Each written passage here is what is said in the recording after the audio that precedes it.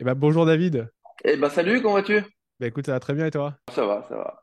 Pas Éc- beaucoup dormi, mais ça va. Allez, Ouais, on y va. les nuits sont courtes.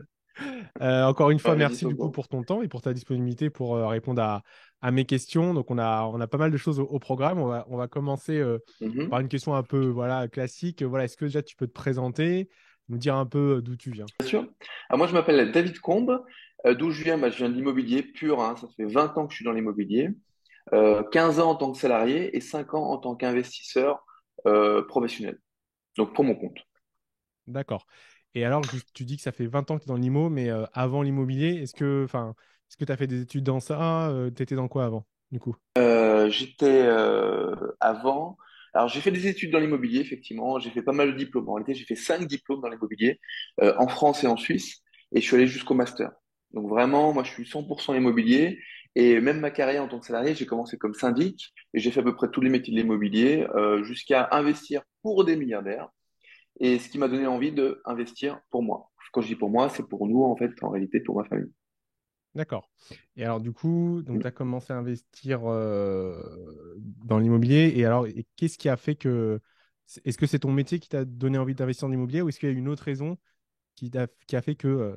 Pourquoi j'ai commencé à investir? Bah, en fait, à un moment donné, j'en avais marre de mon métier. C'est-à-dire que je travaillais beaucoup, je faisais beaucoup de circulation, parce que j'étais frontalier, hein, j'habitais en France, et je travaillais en Suisse, et je voyais plus ma famille, clairement, on se voyait plus. Donc, il y a eu un moment donné, il y a eu un ras-le-bol, même si le métier était super, hein, et l'envie de changer. Et puis, je sais pas si les gens connaissent la notion d'ikigai, à savoir qu'est-ce que je sais faire, qu'est-ce que je peux apporter au monde, qu'est-ce qui peut m'apporter de l'argent, dans quoi je suis compétent. Et en faisant ce petit exercice sans connaître cette notion d'ikigai, je me suis aperçu qu'étant moi-même investisseur immobilier professionnel, peut-être que je pouvais adapter mes connaissances d'achat de gros ensembles immobiliers, peut-être à mon niveau. Parce que mon métier à ce moment-là, bah, c'était d'acheter des portefeuilles immobiliers ou des tours d'immeubles ou des choses comme ça, de les mettre en valeur. C'est-à-dire faire en sorte que que les loyers augmentent pour Mhm. donner de la valeur à l'ensemble et le revendre ensuite. En passant, par exemple, on a surélevé des immeubles, parfois on négociait des baux, parfois on résiliait des baux, et souvent c'était un mix de tout ça. Et au final, en m'apercevant que je savais faire ça à une grande échelle, je me suis dit, on va l'adapter à une petite échelle. Et puis on va devenir vraiment libre financièrement. Et je savais que c'était possible, parce que je voyais des gros montants passer.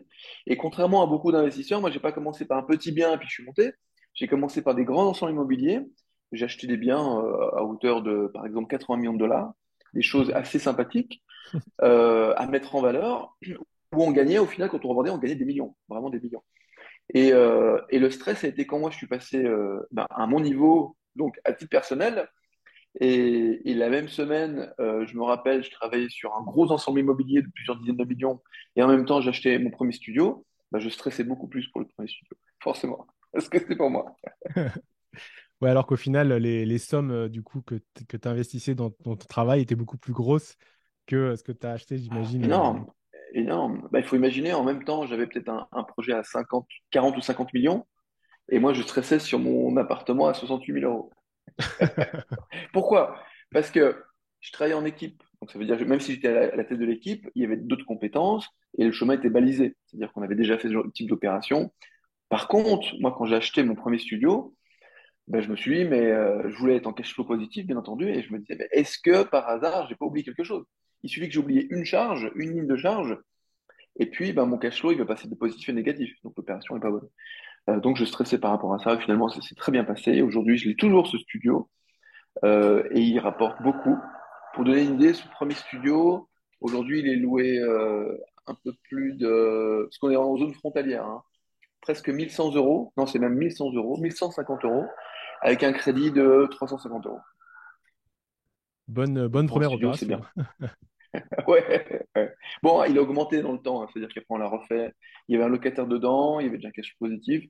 Quand le locataire est parti, on a refait l'appartement et après on a augmenté les loyers. Donc ouais, très bonne opération. Et après on a enchaîné, donc on a refait du locatif, appartement, puis immeuble, donc ça s'est enchaîné. Et puis jusqu'à un moment donné où la banque nous dit non, non, non, mais finalement vos revenus suffisent plus. Donc à ce moment-là, il faut être créatif, hein. Et notamment, il faut commencer à arbitrer, ça veut dire commencer à revendre des biens. En général, on revend les moins rentables. Il faut surtout pas revendre les plus rentables, même s'ils ont une grosse plus-value, mais plutôt les moins rentables.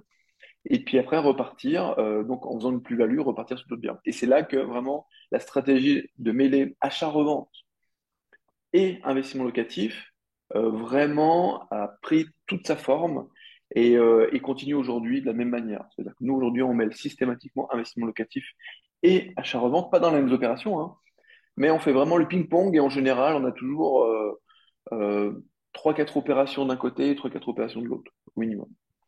Très bien. Donc, du coup, tout à l'heure, tu parlais de ton premier studio qui, du coup, qui rapporte pas mal. Est-ce qu'aujourd'hui, si tu veux nous le dire, est-ce que tu peux nous parler de ton patrimoine actuel environ, parce que j'imagine Bien que... sûr. Et pareil, en termes de cash flow, pour que les gens sachent un peu voilà, comment tu te situes. Ouais. Alors, en termes de cash flow, on doit être aujourd'hui autour de 12 000 euros par là, parce qu'on a revendu des biens. Avant, on avait plus, hein. On a revendu des biens et on a privilégié d'avoir du capital, d'accord? Mhm. Et avec ce capital, on fait de l'achat-revente.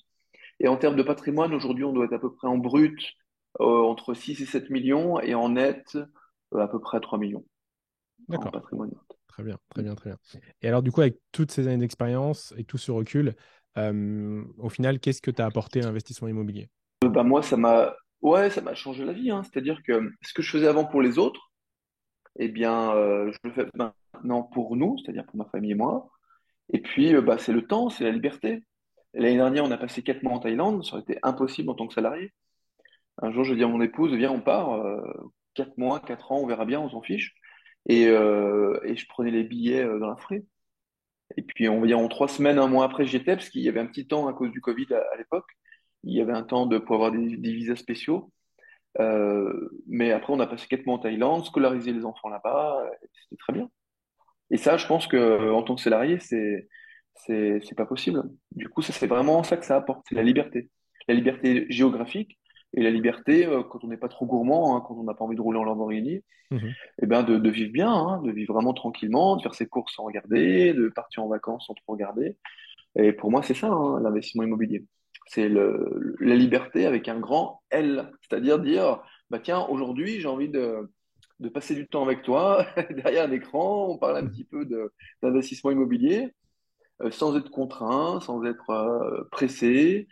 Tout à l'heure, j'ai un ami qui va venir ici, il va passer 2 jours à la maison. Il est directeur d'une grande société de promotion immobilière.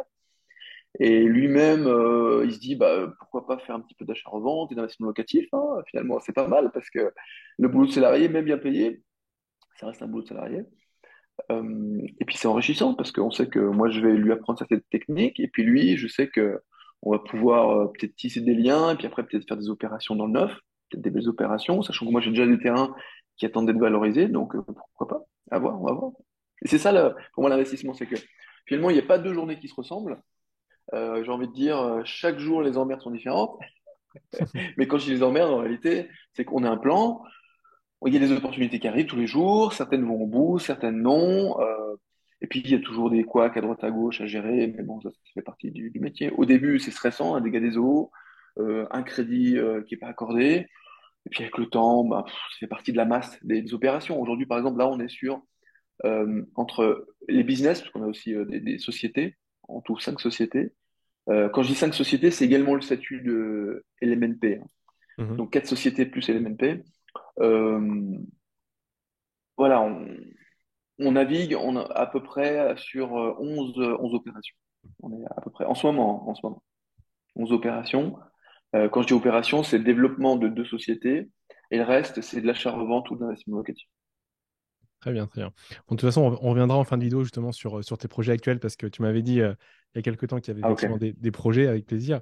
Ouais, Là, on va un peu s'adresser aux débutants qui nous regardent. Donc, tu disais, l'immobilier, ça nous apporte la liberté. Mais en même ouais. temps, on entend dire qu'en ce moment, les taux d'intérêt montent, descendent, je sais pas, c'est la crise. Et la question que je veux te poser, Mhm. c'est est-ce que c'est le bon moment pour investir dans l'immobilier aujourd'hui? Alors, je pense qu'il n'y a pas de bon moment en réalité. En fait, c'est les marchés qui changent. Des marchés qui changent, il y a des marchés haussiers, des marchés baissiers, des, euh, des marchés immobiliers de vendeurs, des marchés immobiliers d'acheteurs. Ok. Le tout, quand on est investisseur immobilier, c'est de ne pas être figé sur un type d'opération en particulier. C'est-à-dire que c'est le pire. Moi, je vois des gens qui arrivent en disant, moi, je vais faire les LCD, ou moi, je vais faire la coloc, ou moi, je vais faire de l'achat-revente, je vais faire que des enchères, ou moi, je vais faire ceci, ou moi, je vais faire cela. Et je vais prendre l'analogie que je crois pas jamais utilisée, mais que j'utilise avec les gens que je coach. C'est imaginez, vous êtes chercheur d'or. Vous creusez, vous êtes chercheur d'or, vous creusez, vous creusez, vous creusez, et vous tombez sur un gros caillou rouge. Puis vous le balancez. Vous savez pas que c'est un rubis. Et vous cherchez de l'or, vous en fichez, alors vous le balancez. Et vous continuez à creuser, vous tombez sur un gros caillou vert. C'est l'émeraude. Mais vous cherchez de l'or, alors vous en fichez, vous la balancez. Et vous continuez à creuser, vous tombez sur un gros liquide visqueux tout noir qui ressemble bien à du pétrole. Ah, bah vous allez faire notre trou parce que vous cherchez de l'or. Et en réalité, être investisseur immobilier, c'est la même analogie, c'est-à-dire que on va vous présenter des opportunités, que ce soit un caillou rouge, un caillou vert, que ce soit une future coloc, une future LCD ou un futur achat-revente. Il faut savoir le reconnaître, il faut pouvoir le reconnaître et l'exploiter tout simplement. C'est ça, pour moi, être un vrai investisseur immobilier. Contrairement à beaucoup de gens qui forment, pour moi, je ne vois absolument pas de différence entre l'achat-revente et l'investissement immobilier, l'investissement locatif. Beaucoup de gens les opposent. En réalité, c'est le même processus. On cherche des biens qui sont décotés et où on va mettre en valeur. On va demander des devis, on va les faire financer, on va passer chez le notaire, on va faire des travaux, et ce n'est qu'à la fin qu'on va soit revendre ou soit mettre en location. Donc le processus est le même, c'est la même chose. Et moi, c'est comme ça que je vois l'investissement immobilier, parce que c'est comme ça que j'ai toujours pratiqué. On a un bien immobilier et on va faire de l'immobilier. Ça veut dire qu'on va gagner de l'argent avec l'immobilier. Ça peut être physiquement, en créant des espaces, en les modelant, ou en changeant par exemple les modes de location, ou comme je l'ai dit, quand j'étais salarié, en négociant avec des gens pour qu'ils partent, en surélevant, etc., etc. Donc pour moi, c'est l'immobilier, un bien immobilier, c'est euh, comme un caillou brut, un gros caillou rouge brut, dont on va imaginer les futures facettes et à qui on va donner de la valeur et qu'on va sans doute revendre avec un bénéfice. Voilà ce que c'est l'immobilier pour moi. Très bien.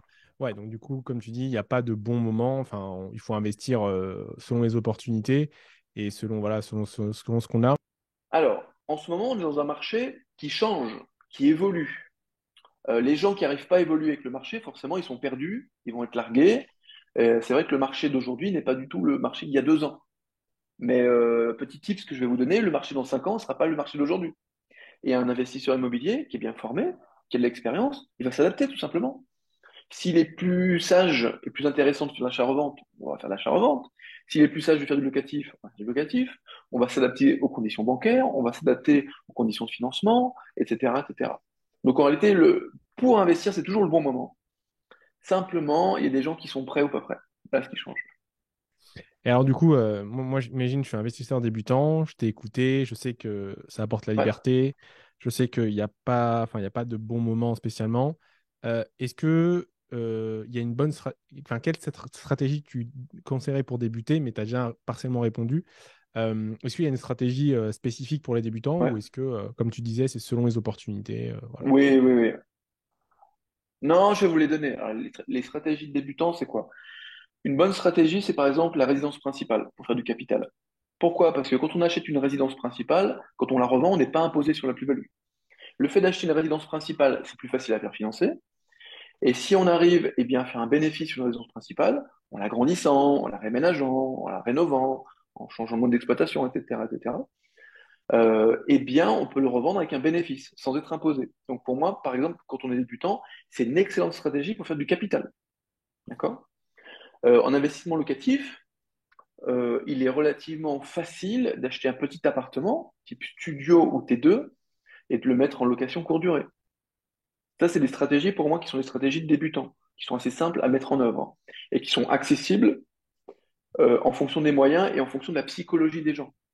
Par exemple, quand on est débutant, c'est très compliqué de se dire je vais acheter tout de suite 5 immeubles. Ça Mhm. paraît risqué, ça paraît gros. Quand on analyse les risques, en réalité, c'est beaucoup moins risqué d'acheter 5 immeubles que d'acheter un appartement. Pourquoi? Parce que dans 5 immeubles, s'il y a 30 locataires, s'il y en a un qui fait défaut, c'est 1 sur 30. Alors que quand on achète un appartement, s'il fait défaut, c'est 100% des loyers qui font défaut. Donc en termes de risque, en réalité, c'est moins risqué. Mais psychologiquement, les gens ont beaucoup de mal à se dire, je vais acheter, j'ai jamais fait d'immobilier ou d'investissement, et je vais acheter tout de suite un truc en fonction de ma capacité maximale. Très compliqué pour eux. Je le comprends, ça fait partie un petit peu du processus pour devenir investisseur.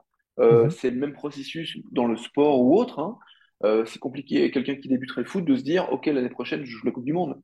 Déjà, un, Ouais. ce serait physiquement très compliqué, et deux, psychologiquement, la personne ne serait pas prête. ou un pilote de Formule 1 qui passerait du karting la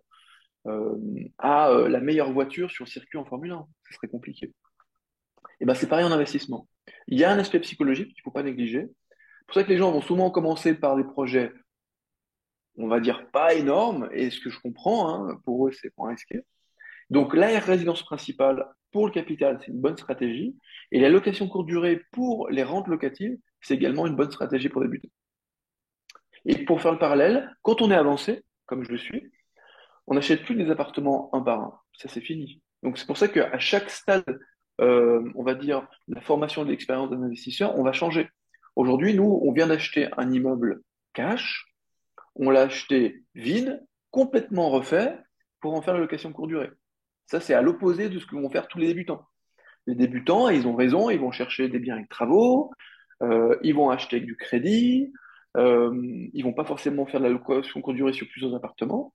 C'est parce que dans notre stratégie et dans notre expérience, on peut se le permettre aujourd'hui. Et donc, toi, tu disais aujourd'hui que aujourd'hui, tu vis de l'immobilier. Et donc, tu conseillais Oui. certaines stratégies aux débutants. Pareil, donc là, je t'écoute parler, tu m'as donné les stratégies, tu me dis qu'on peut être libre, mais en combien de temps, en partant entre guillemets de zéro, donc voilà, je suis locataire aujourd'hui, on va dire, en combien de temps je peux vivre de l'immobilier et est-ce que c'est possible pour tout le monde? Pour tout le monde, je pense pas. Je pense qu'il faut avoir un esprit entrepreneur. Parce que l'immobilier, ça reste un business. On a beau parler d'immobilier, ça reste un business. On achète et on revend, on achète ou on loue. C'est un business. D'accord? Et je pense qu'il faut avoir l'esprit entrepreneur. Les gens qui n'ont pas l'esprit entrepreneur, c'est compliqué. Les gens qui attendent qu'on leur dise, qu'on les prenne par la main, puis qu'on leur dise fais ceci, après fais ceci, bah, c'est compliqué pour eux. Parce qu'il faut être forcément proactif. Pour être investisseur, il ne faut pas attendre qu'on nous dise va sur le bon coin ou appelle des agents immobiliers pour trouver des biens. Il faut y aller. Donc l'esprit entrepreneur, c'est la première chose. Et le combien de temps va être variable en fonction de plusieurs critères qui sont les stratégies appliquées, le capital disponible, d'accord, et la détermination. Voilà. Moi, quand je vois quelqu'un, je l'évalue en général pendant 1 heure ou deux, et en fonction de ces trois critères, je lui dis, tu vas pouvoir, presque juin, hein, être libre financièrement, je pense, dans tant de temps.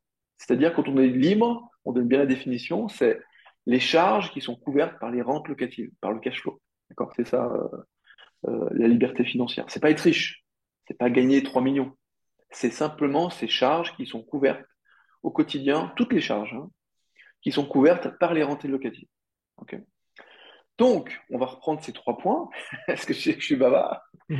Euh, la formation et les stratégies.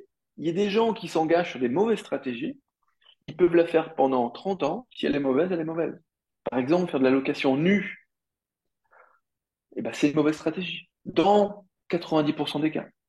Et les gens qui s'engagent là-dedans, ils n'ont pas une bonne stratégie, ils vont pas faire des rentes et ça va être compliqué pour eux. Ensuite, le capital. Il est bien entendu que quand on a du capital, c'est-à-dire de l'argent en banque, il est beaucoup plus facile, par exemple, de faire des achats-reventes.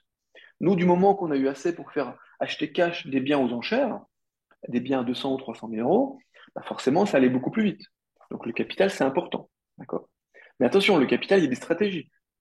Même quand on n'a pas le capital au départ, il y a des stratégies pour acquérir du capital. Et enfin, troisième chose, c'est la détermination et la motivation. Il y a des gens, comme moi je l'ai été quand j'ai voulu être libre financièrement, ils y consacraient environ 25 heures par jour. D'autres, ils vont y consacrer 1 heure par semaine, en mode détente, à chiller sur son canapé, en regardant le bon coin d'une manière distraite. Donc forcément, ça va avoir un impact énorme sur les résultats. Des gens qui sont là tout le temps à y penser toute la journée, à se bouger les fesses, à appeler des agents, à être sur le bon coin, à chercher des financements, à faire des travaux, je ne sais quoi, forcément, ils ont des résultats beaucoup plus rapides que des gens qui visent soit des rentes locatives pour leur retraite, ou soit qui se disent, oh, ma vie me plaît bien comme ça, etc. Donc j'ai envie de dire, moins on aime sa vie actuelle, et plus c'est facile de devenir investisseur immobilier. Ça, c'est un hack que je vous donne. Et c'est logique. Parce que quand on est bien dans sa vie, eh ben, on n'a pas les ressorts psychologiques nécessaires pour quand on est fatigué, le soir à 23 heures, se dire, ouais, c'est bon, allez, j'arrête aujourd'hui, je vais dormir, c'est très bien, demain, je vais passer une bonne journée. Les gens qui sont pas bien dans leur vie, qui ont un patron qui les emmerde, on va dire le mot, qui font trop de trajets, qui n'ont pas assez de liberté, qui n'ont pas assez de temps, et pour qui c'est vraiment pénible, d'accord? Eh ben, eux, ils vont se bouger les fesses. Ils vont être levés le samedi matin à 7 heures et ils vont se mettre en chasse. Voilà. Donc, ces trois éléments, retenez bien. La stratégie appliquée, donc ça passe par être bien formé. Le capital disponible, qui peut être loué, entre guillemets, il y a des stratégies pour ça. Et enfin, la volonté et détermination. C'est combien de temps on y passe et quelle intensité on y met. Voilà. Pour moi, c'est vraiment les trois éléments essentiels qui me fait dire qu'il y a des gens, je vais vous donner le cas de Jérémy, qui s'est formé en 2022, qui a mangé ma formation en l'espace de quelques jours, alors qu'elle fait plusieurs dizaines d'heures, qui est venu me rejoindre en Thaïlande pour finir de se former pendant 3 semaines, en mode hyper déterminé H24. Les résultats, il était tellement motivé qu'il est revenu, il s'est positionné sur 2 immeubles de rapport, il a acheté un bien aux enchères avec une plus-value pour l'instant potentielle de 100 000 euros, et il a monté 2 business. Et là, en ce moment, il est en train de faire 2 divisions parcellaires. Et là, on parle de 2022, hein. Là, on est en Mhm. 2023. Donc, la détermination dans son cas a fait qu'il est allé très très vite. D'accord? Très très très vite. Je pense qu'en moyenne, les gens, ils mettent environ 3 ans pour être libre financièrement. Il y a des gens qui vont le faire en 18 mois, il y a des gens qui vont le faire en 10 ans. Voilà. Bah, en tout cas, pour tous ceux qui nous écoutent ou nous regardent, là, David, tu viens juste de donner une grosse partie du mode d'emploi hein, pour devenir libre financièrement et puis pour Absolument. investir. Donc, merci à toi. Et justement, tu faisais la transition tout à l'heure. Tu parlais d'un de tes élèves, donc Jérémy, qui Ouais. a du coup suivi tes formations. Et donc, on va aussi parler de tes formations parce que aujourd'hui, tu transmets aussi ton expérience et ça, c'est intéressant de bénéficier de ton expérience. Alors, justement, est-ce que tu peux nous parler de tes formations, nous dire un peu sur quoi tu formes? Ça coûte combien? Qu'est-ce qu'on y trouve? Voilà. Nous dire un Ouais, peu, voilà, bien si je veux me sûr. former chez toi, qu'est-ce que je peux y trouver? Alors moi, je forme à l'investissement locatif et à l'achat-revente avec des modules spécifiques comme l'aménagement, la décoration. C'est je me dire, une formation qui a été faite par mon épouse, qui est architecte d'intérieur. Euh, une formation sur les enchères spécifiques, d'accord? Et surtout, la plus-value que je peux apporter, c'est mon expérience. C'est pour ça que j'ai des formations qui sont en ligne, que vous pouvez suivre, aux alentours l'investissement locatif, je crois que c'est à 1500 euros, le marchand de biens, c'est à 3000 euros, les enchères, c'est à 3000 euros également, et un accompagnement à 9000 euros. Alors, l'accompagnement à 9000 euros, c'est quoi? Ça comprend toutes les formations, mais surtout, ça comprend le fait que moi, je vais accompagner les gens dans leur évolution. Alors, ça paraît énorme en fonction du capital qu'on a, etc. En réalité, tous les gens qui ont pris l'accompagnement, 100%, ils ont rentabilisé, on va dire, j'imagine, entre 5 et 10 fois rapidement leur investissement. Après, il y a des périodes dans l'année où c'est un peu moins cher, donc il faut veiller, hein. Moi, ouais, moi, je suis pas un vendeur de formation à la base, hein. Je suis vraiment un professionnel immobilier. C'est pour ça que moi, je cherche pas à coacher un maximum de gens. C'est pas du tout mon but. Moi, en réalité, parmi les gens que j'accompagne, je fais une sélection et j'essaie de sélectionner des gens à qui je vais pouvoir travailler dans le futur. Voilà, je vous dis tout. Donc, je veux former les gens bien, je veux qu'ils s'impliquent, donc je veux qu'il y ait un coût et qu'ils ne soient pas un coût bradé, loin de là. Mais derrière, il y a environ 50% des gens que je refuse, parce que je pense qu'on n'est pas compatibles pour travailler ensemble dans le futur, et du coup, ça ne m'intéresse pas. Donc, l'accompagnement phare, ce que prennent le plus, c'est ça, c'est les gens, c'est l'accompagnement à 9 000 euros qui comprend un coaching personnalisé, qui fait qu'on va établir une stratégie ensemble, et je vais vous suivre au quotidien. C'est-à-dire que c'est pas des heures qui sont planifiées, on se voit de 8 heures à 9 heures le vendredi. Non, pas du tout. C'est en fonction des besoins. Ça peut être un coup de fil, ça peut être un WhatsApp. Moi, j'aime ce que je fais. J'adore faire de l'investissement. C'est pour ça que j'adore suivre les gens qui en font. Et j'adore voir les résultats. Bon, ce matin, encore, avant même qu'on se parle, j'étais sur WhatsApp avec quelqu'un qui parlait de son financement d'une première opération de marchand de biens qui va passer finalement par du crowdfunding. Je trouve ça génial. Je trouve ça mais magnifique. Parce que je sais que dans les prochaines années, tous ces gens-là, bien formés, certains vont avoir des résultats encore plus gros que moi. Et c'est magnifique, c'est top. C'est ça que je cherche, moi. Voilà. Donc, pas un vendeur de formation, pas un marketeur. Je vais faire du petit volume. Par contre, les gens avec qui je vais travailler, on va faire on va dire, du gros. C'est-à-dire que les gens qui me disent, moi, mon ambition, c'est d'acheter un appartement par année pendant 10 ans, pour moi, c'est pas la peine. Si vous me dites pas, moi je vais être libre financièrement à la fin de l'année, je vais y mettre tous les moyens et je suis vraiment hyper déterminé, on travaille pas ensemble. Moi, ce que je veux, c'est des gens qui sont hyper déterminés, bien sûr, qui ont des objectifs qui soient cohérents, d'accord? Moi, les gens qui m'appellent en me disant, j'ai vu une vidéo d'un tel sur Internet, est-ce que tu penses que moi, la Lambo, je peux l'envisager à la fin de l'année? Ces gens-là, je leur dis, je suis pas la bonne personne. Je suis pas la bonne personne. Peut-être que oui, peut-être que non, j'en sais rien, mais je suis pas la bonne personne. C'est pas du tout mon optique. Déjà, les gens qui visent les Lambeaux, c'est pas du tout mon optique. Parce que c'est une mentalité qui va faire que on va être très court-termiste quand on vise des belles voitures, des biens, des montres, etc. Et pour moi, c'est incompatible avec les temps qui sont finalement assez longs de l'immobilier. Si on ne se place pas sur du moyen long terme, d'après moi, c'est très compliqué de performer et d'avoir des gros résultats. Parce que c'est une mentalité avant tout. Avant d'être une technique, avant d'être une volonté, pour moi, c'est vraiment une mentalité investisseur. Voilà. Très bien. Ok, donc merci pour toutes ces infos. De toute façon, toutes les infos sont en description pour te rejoindre. Tu parlais tout à l'heure de tes différences avec les autres formateurs, que tu n'étais pas un vendeur de formation à la base et que tu étais plutôt un professionnel. Qu'est-ce qui fait du coup que les gens devraient plutôt s'orienter vers toi que vers d'autres personnes? Bien sûr. Alors moi, ma spécialité, ça va être la stratégie et l'accompagnement personnalisé, vraiment. Si vous voulez apprendre les bases du marchand de biens ou de l'investissement locatif, allez voir ailleurs, ça sera peut-être moins cher, ce sera beaucoup mieux. Quoique, non, moi, ce qui est la plus-value que je vais apporter, c'est vraiment mon expérience, 20 ans d'expérience, et puis le fait d'être sur le terrain. Parce que malheureusement, il y a quand même beaucoup de gens, ce sont des marketeurs, des vendeurs de formation, mais quand vous leur demandez quelles opérations ils font au quotidien, il n'y en a pas, peu ou pas. Hmm. Alors que moi, même quand j'étais en Thaïlande pendant 4 mois, on faisait 6 opérations, 3 en locatif, 3 en achat-revente. Donc nous, on est au quotidien dans les opérations. Et c'est ça la plus-value, c'est de pouvoir éviter les pièges, de ne pas tomber dans des pièges de nouvelles législations ou des trucs d'urbanisme ou des règles bancaires ou je ne sais quoi. Et puis derrière, de performer, d'aller vite. Parce que moi, le principal truc que je fais, plus que d'apporter des connaissances, c'est de mettre des coups de pied aux fesses aux gens. C'est souvent, ils ont une vision trop petite ou ils ont peur, et ce que je comprends, hein. Mais le fait d'être accompagné, je leur dis, bah, vous avez une capacité de 800 000 euros, plutôt que d'aller partir sur une petite maison, machin, on va partir directement sur un gros immeuble.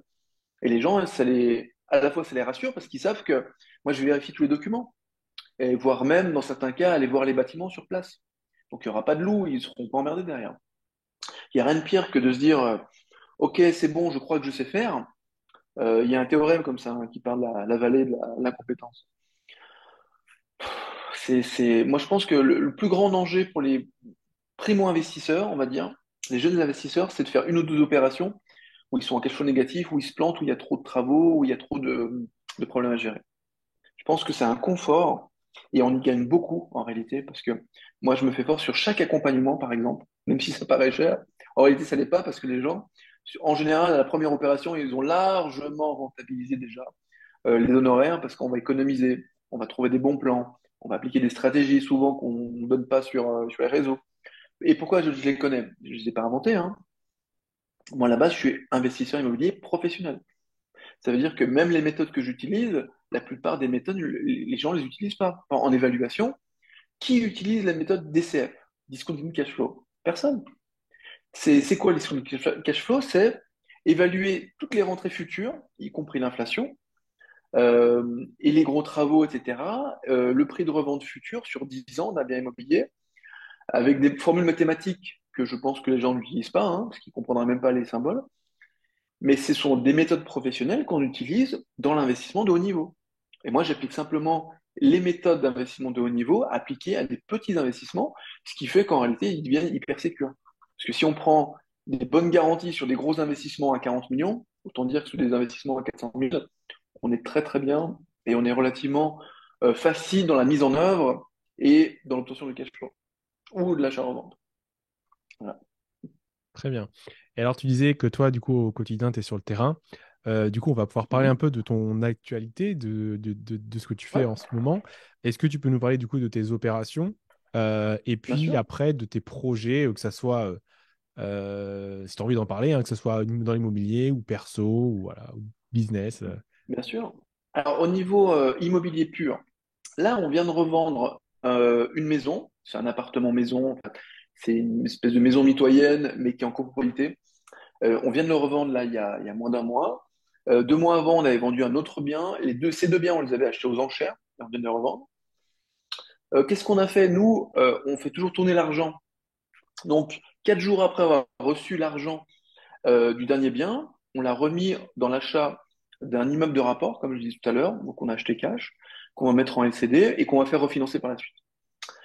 Donc, nous, on a vraiment une gestion du capital, à savoir que le capital, il doit tourner rapidement dans chaque opération. Donc, vous voyez, on a fait de l'achat-revente, le capital revient avec une plus-value et on le remet dans du locatif. On se fait refinancer, on va le remettre ailleurs.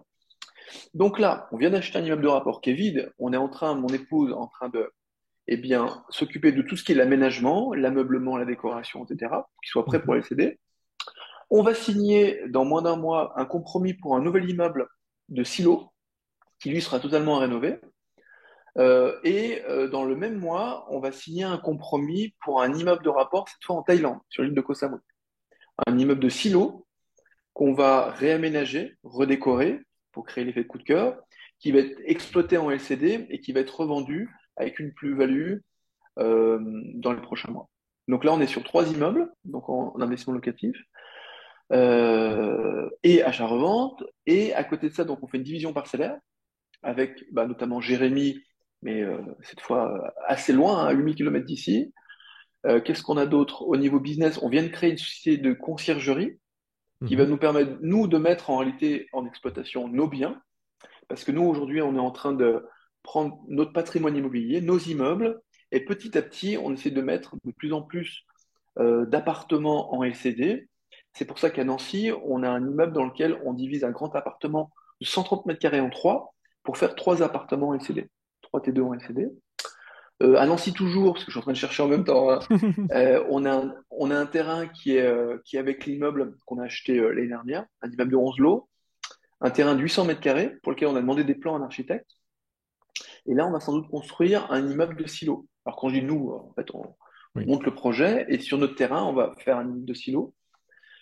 Qu'est-ce qu'on a d'autre? On a des petites choses, des petits appartements justement qu'on est en train de changer, on est en train de changer la destination.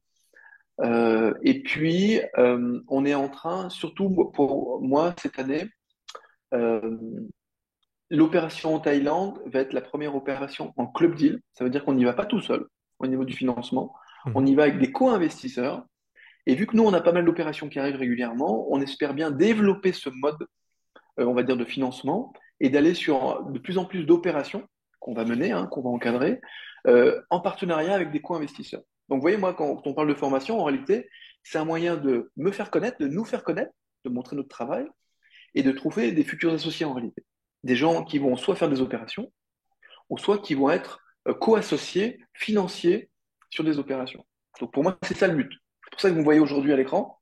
Mhm. Le but du jeu, c'est pas vous de vendre une énième formation magique qui va vous rendre libre. Non, c'est de rencontrer des gens qui nous ressemblent, qui ont envie d'avoir un style de vie qui soit différent, avec plus de temps. Nous, on est attaché aux valeurs de passer du temps avec la famille, avec les enfants, etc. Et si on peut voyager et passer du temps à l'étranger, bah, tant mieux, ça c'est top. Mais la philosophie, elle est là. C'est rencontrer des gens qui nous ressemblent, parce que c'est le cas aujourd'hui. On a beaucoup de gens qui nous ressemblent, c'est génial. Et après, aller sur les opérations. Et les clubs deals, on va, je l'espère, eh bien, augmenter la cadence. On a d'autres projets qui arrivent en club deal, dont on parlera plus tard, qui sont pas signés, donc on peut pas en parler. Mhm. Et une fois qu'ils seront signés, eh ben, pouvoir inviter des co-investisseurs à venir avec nous et à faire des bonnes rentas, hein. On parle de bonnes rentas, c'est les gens qui vont investir des fonds, ils vont les investir avec un retour d'au moins 20%. 20%. C'est considérable. Alors après, bien sûr, il faut appliquer la fiscalité. Bien sûr. Mais pourquoi on va en Thaïlande? C'est parce que la fiscalité là-bas est très légère. Il n'y a quasiment pas d'impôt sur la plus-value. Donc quand on co-investit avec des gens en Thaïlande et qu'on fait du au moins 20% de plus-value, derrière, la plus-value nette, après impôt, elle va être de l'ordre de 17-18%, alors qu'elle serait à moins de 9% en France. Donc c'est pour ça qu'on va sur des terrains qui paraissent exotiques, mais en réalité, quand on a l'habitude d'investir à l'international, on sait où il faut faire attention, on balise le terrain, on s'entoure de gens sur place qui vont faire attention à la législation. Mais après, le principe est le même partout, hein. C'est la même chose. Qu'on fasse de l'achat-revente en Thaïlande, au Liban, en France ou aux États-Unis, c'est la même chose. Il n'y a que la législation qui change certains points de fiscalité, d'autorisation, etc. Voilà.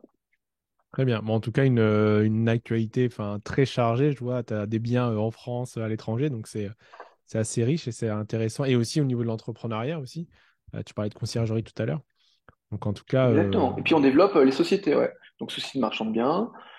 On a une société également en Suisse qui s'occupe d'affaires spécifiques à la Suisse. On a la formation, même si elle n'est pas très étendue, parce que nous, là, on fait du petit volume, mais ça nous va très bien, hein. Encore une fois, on l'a bien compris, le but, c'est d'aller sur d'autres opérations.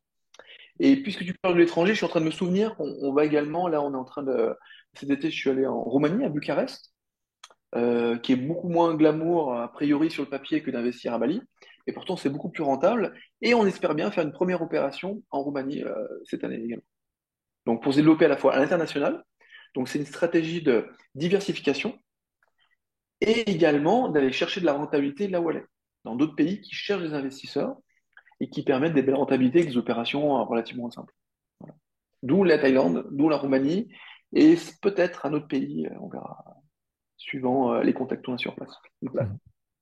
Bon, en tout cas, pour tous ceux qui nous écoutent ou nous regardent, si vous voulez suivre du coup la suite des opérations et des aventures de David, je vous invite à le suivre sur ses réseaux. Donc, j'imagine Instagram, C'est principalement, je ça, crois. beaucoup Instagram, ouais. Beaucoup Ouais, Instagram. exactement. Ouais. Voilà, donc vous pourrez voir la suite de ses aventures. Et puis, bah, peut-être qu'on aura la chance de te réinterviewer et d'en reparler peut-être. Mais Euh, j'espère bien. Et la prochaine fois, c'est toi qui viens en Thaïlande, parce que là, on va y retourner, on va repartir quelques mois. C'est toi qui viens en Thaïlande et on le fait depuis la piscine. c'est Cap. ça, avec plaisir. Allez, Ça ça marche. va. C'est noté, hein, attention, on l'a dit, hein. C'est enregistré. Ouais. J'ai pas dit quand, mais oui, j'en reviens à l'antenne. Ah, ok, ok, ça marche. Bon, en tout cas, David, un grand merci pour ton temps et pour d'avoir répondu à nos questions et puis Avec d'avoir grand donné plaisir. autant d'infos hyper importantes. Pour ceux qui nous écoutent ou nous regardent, bah, je vous invite à liker, à vous abonner, à aller aussi voir les réseaux de David. Et puis, bah, je vous dis à plus tard pour d'autres interviews.